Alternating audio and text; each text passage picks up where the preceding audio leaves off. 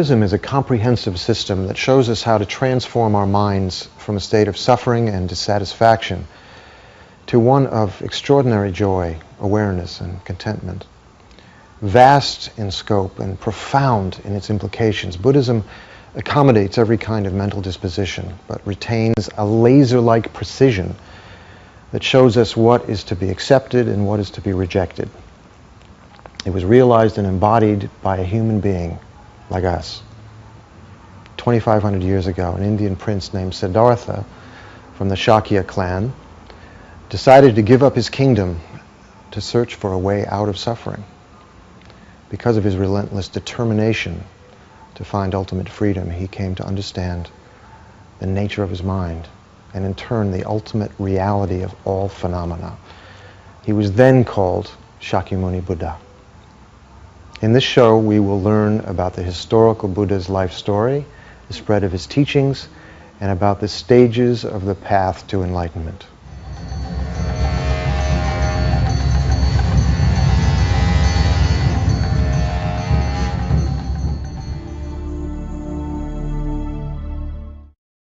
In the following presentations, you're about to hear a great deal about the life, the accomplishments, and the teachings of Shakyamuni Buddha, the historical Buddha.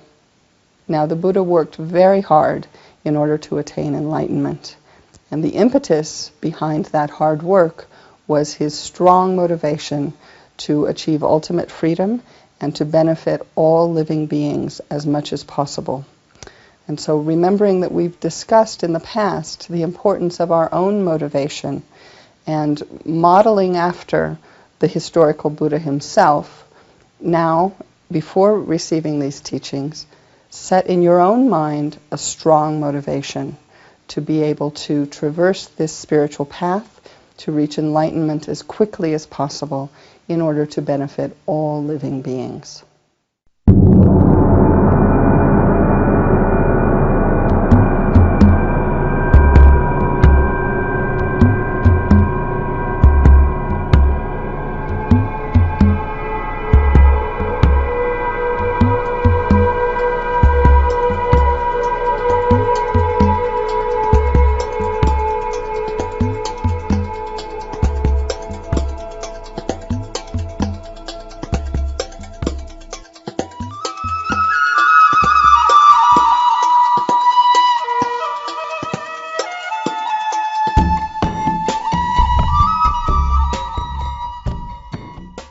One format that the life of Buddha is often presented in the Mahayana tradition is the presentation of what are called the 12 deeds. The 12 deeds are said to be the same activities that all of the 1,000 Buddhas who will appear during this fortunate eon in this world system, they'll all engage in these same kinds of activities. They won't have exactly the same lives. They'll be born in different ways, but they'll have certain format of their life that will be similar. And so for that reason, sort of, you might think it's just something that happened in the past, but it's going to happen in the future. So if you know about it, maybe you can be prepared when Maitreya comes and others. In the Mahayana scriptures, it's said that the Buddha himself, the first deed is his leaving of Tushita, handing over the teachership of Tushita, the residency there, to Maitreya, who will be the next Buddha. And the second deed is entering into the womb. The Buddha entered into the womb of his future mother, and at that point she had this dream, very spectacular and pleasant dream of a six-tusked white elephant entering into her. And upon exiting the womb, upon his birth, the Buddha was able to stand up. This young boy was able to stand up immediately and walk 7 steps. The Buddha himself Siddhartha himself showed himself to be incredibly, adroit and expert in many different things. And the next deed is called sporting or enjoying with a harem or retinue of wives. Every kind of pleasure, every kind of sense pleasure, food and warmth and various castles were built within the walls of the temple, of the city, of the royal city for Gautama. And it's during this point that he is now manifests kind of like what we might notice in the world when people get a little bit bored. He wants to go out of the temple, and his first journey out, he did see some individuals, and on successive journeys, he saw at various times old people, sick people, and a dead person. And and each time he would ask his attendant, what is this? I'd never seen this before. What is this old person bent over and so forth, with a cane? What's wrong with him? And his attendant would say, "This is an old person. This happened." And Siddhartha would say, "Well, is that unusual? Are there many of them?" And he would say, "This happens to everyone. Everyone, this is the fate of everyone." And he saw someone who looked like a renunciate, someone who is seeking the meaning of life, seeking to transcend birth, death, and aging, aging, death, sickness, and so forth, the things that the Buddha had perceived. So this supposedly was the element now that began to coalesce, that clicked in the Siddhartha's mind. This is what I should do. I should leave home also. And he takes the act, he takes his hair, his beautiful royal locks, and with his sword cuts them off. And it's said that that's one of the relics. He goes off seeking teachers, seeking the answer to sickness and old age and death. And even though the teachers themselves were very fond of Siddhartha, recognized him as a prince and saw his great qualities and the fact that he achieved their state, even though they were the teacher, he'd achieved the same realization they did in a very short amount of time. They asked him to stay on and teach their disciples. He refused and went off to try to find an answer to this riddle that he had encountered. Sometimes living on just a small berry from the tree a day. Siddhartha became very emaciated. So at this point, the Buddha himself is beginning to recognize that he's not making any progress.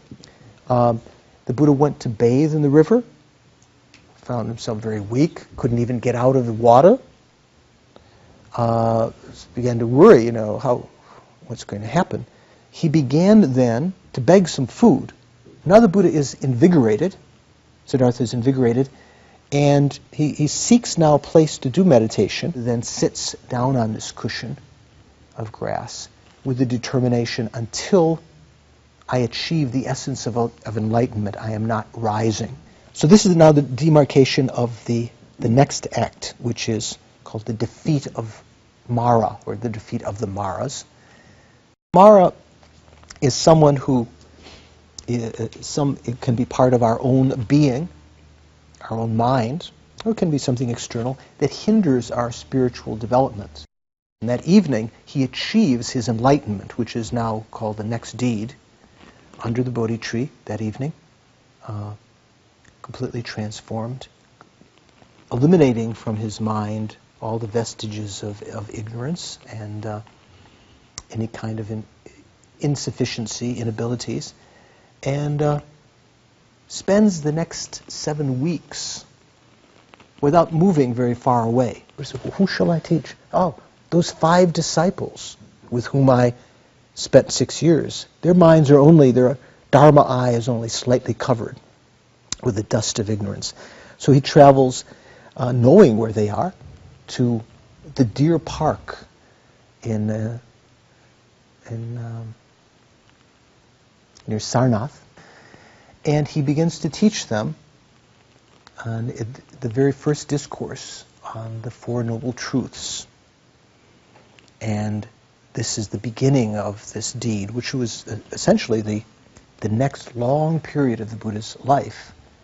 So many decades teaching, and for the rest of his life at that time, after that time, spent many decades teaching, turning the wheel of Dharma, finally took the aspect of passing away,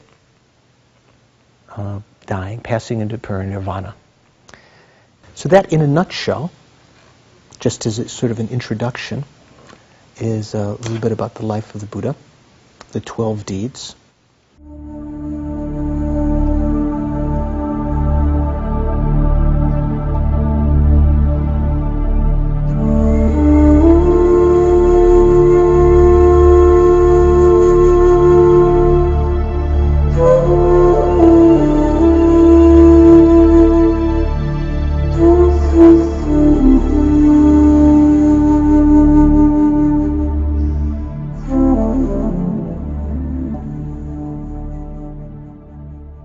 This is something you hear again and again, Lam Rim, graduated path.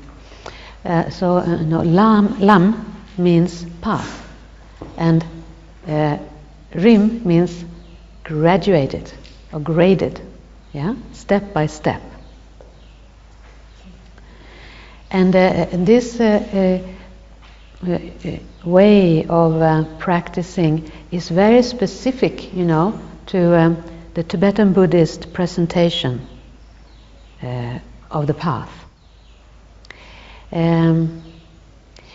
If we think a little bit about the history of Buddhism, because the Lam Rim contains all the Buddha's teachings on sutra. The sutra path. There's two paths, the sutra and the tantra. And the Buddha's path on sutra is divided up, in the Hinayana attitude and the Mahayana attitude. And the Hinayana and Mahayana path, they are all included in the Lam Rim. The main difference between Hinayana and Mahayana is mainly in the attitude, the purpose and the goal. Yeah? That in the Hinayana one motivates oneself for one's own liberation. In the Mahayana attitude, the attitude is seeking enlightenment, for the sake of all living beings, a more universal goal. And for that we train ourselves in renunciation, bodhicitta, and the correct view. Of course, actually to attain enlightenment one also have to practice tantra. They say that one cannot attain complete full enlightenment without at some point practice highest yoga tantra. But if you look aside from the attitude, the actual practices of Hinayana and Mahayana go together. They're not sort of two completely separate paths. So the Lam Rim contains all of the teachings. The Hinayana spread to different countries like Sri Lanka, Thailand, and Burma, Vietnam, and flourished there.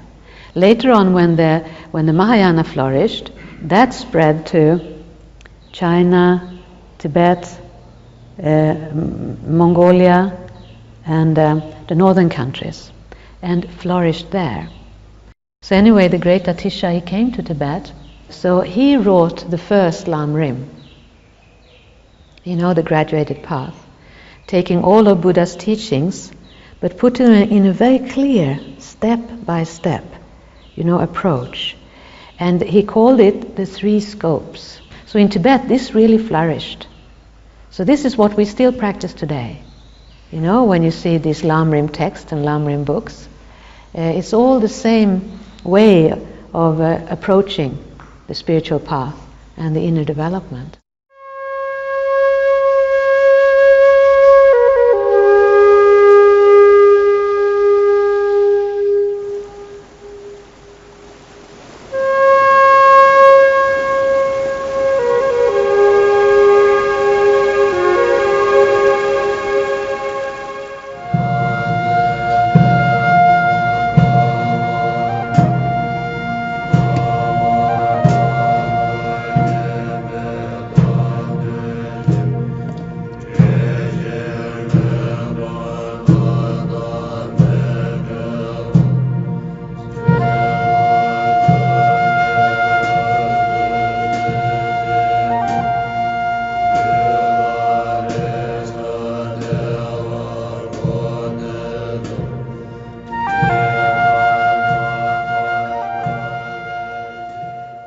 So Lama Atisha, what he did was, he presented all of the essential points of Buddha's teachings in this experiential way. And he presented them essentially in 3 stages. The first, second and third scopes, they're called. Scope has a very specific meaning. It relates to the capacity of the practitioner, the scope, or the capability, as Lama Zopa says. So the first and second scopes of the practice, of the teachings, they represent all the teachings, all the essential points in Buddha's teachings that we know as the Hinayana part of the path, Hinayana path. Then the third scope is the Mahayana part of the path. The 3 scopes altogether is all the practices that a person who's on the Mahayana path would practice, because you need to do the first 2 scopes in order to accomplish the third. You can't, if you're a Mahayana practitioner, you don't just do the third scope, which is all the compassion. The wisdom wing is the first 2 scopes, the Hinayana part of the path, and the compassion wing is the Mahayana path. Altogether, a Mahayana practitioner would practice all of these, because you need the first 2, the wisdom wing, in order to accomplish the compassion wing. You need both wings. A bird needs 2 wings. So it's the way to, working on the wisdom wing is where you really work on yourself. You turn yourself into this amazing being, then qualified to actually do the job, of benefiting others. What we really are is a potential Buddha. If it is true that this is our true nature, this is who we really are, then we indeed need someone to show us how to do it. So we look to the need for a teacher. And then there are various ways that are explained in the texts of how to devote oneself appropriately, the very heart of which is the idea of training our minds to see the Lama, the teacher, the spiritual guide, as the Buddha. That the most benefit comes to oneself from this practice. And then Atisha gets, that point of guru devotion is put there by the 14th century Lama of this tradition called Tsongkhapa.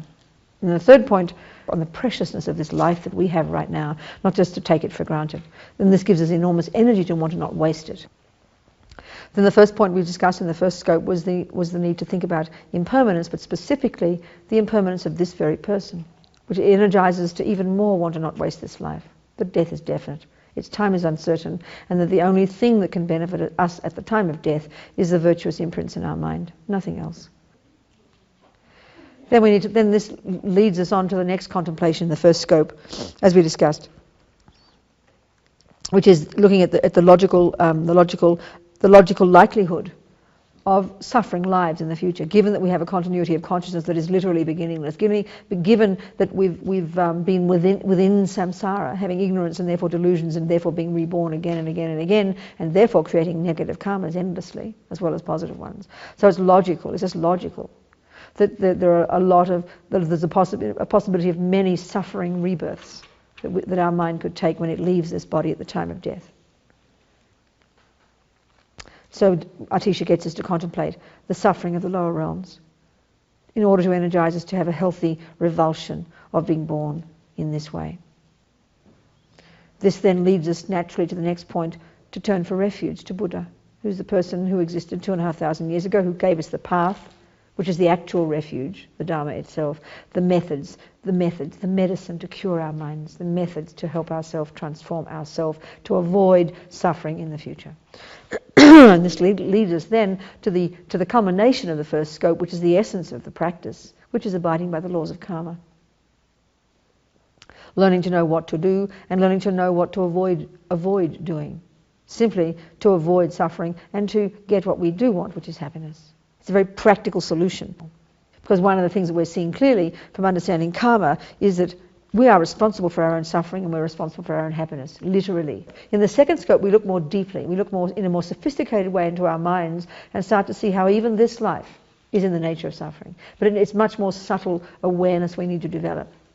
Really is where we learn to be our own therapists. Understand very deeply in the context, for example, one way of looking at this whole scope is in the context that we discussed last week of the Four Noble Truths. That and the essential point of that is the third one, which is Buddha's assertion that we can be free of suffering. This then really prepares us now to practice the second wing, the third scope, which is the work we do in relation to others. The heart of which is the development of compassion, specifically the development of the very focused, highly developed level of great compassion called bodhicitta. There's love and compassion, for example, these two essential characteristics. Love is the wish that others be happy. Compassion is the wish they don't suffer. It takes two different aspects of a person's life. So, if you love a person, you would see the person and you would be delighting in their good qualities.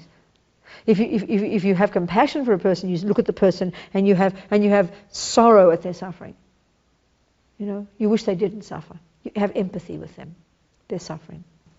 Right now, we have the wrong way of cherishing others. We do it because they're our friends and we want them to love us because we can keep being happy. It's completely got strings attached right now, the way we cherish others. And this is why, too, when we have our compassion now, we do have compassion now. We have compassion that's based on attachment.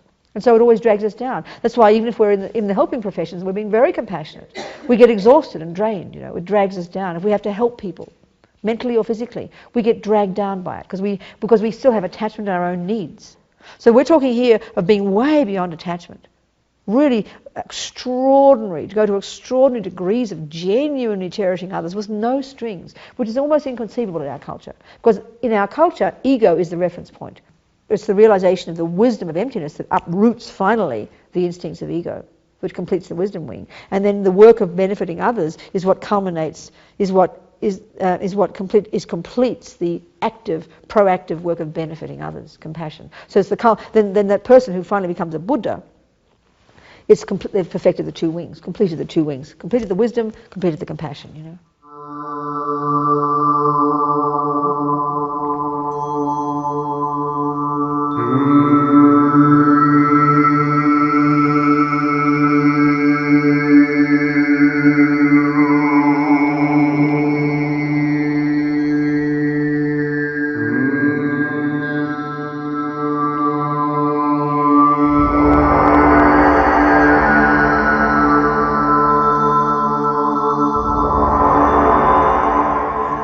But presenting the path, the Lam Rim, and the way that Lama Atisha and Lama Tsongkhapa put it together, it's like the blueprint. It's sort of taking all the Buddha's words and putting it into the order that we need to actually apply it in our lives.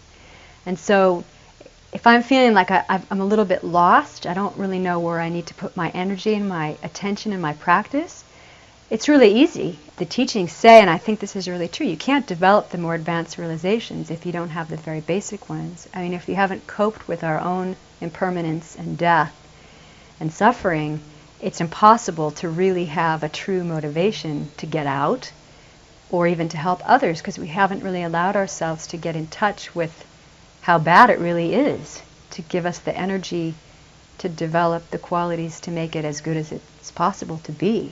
I think the first 12 or 13 years of my practice, I didn't do it that way. I kind of was a lot more hit and miss and really into, trying these more advanced practices and thought they were really cool. But I don't think I fundamentally was becoming a better human being. And it's not until I really went back and thought, I'm not getting anywhere as fast as I wanted to go. So maybe I should do it the way they explain it, that you're really supposed to do it, and spend a year on precious human rebirth and spend a year on death and impermanence until something really moves in my mind. So that's been my experiment the last 3 to 5 years. And at least from my personal experience, my internal experience, I think I'm finally feeling some shifts take place. And the thing that I find really interesting is that as I focus really on the beginning steps, even though I'm focusing most of my attention on the beginning, the other areas actually come more into focus. It's almost like dominoes, a domino effect. Yeah, then it's just a question of not being lazy and stop wasting time and just do the steps. And then maybe become a Buddha, help some people or something. It'd be great. I'd like to do that.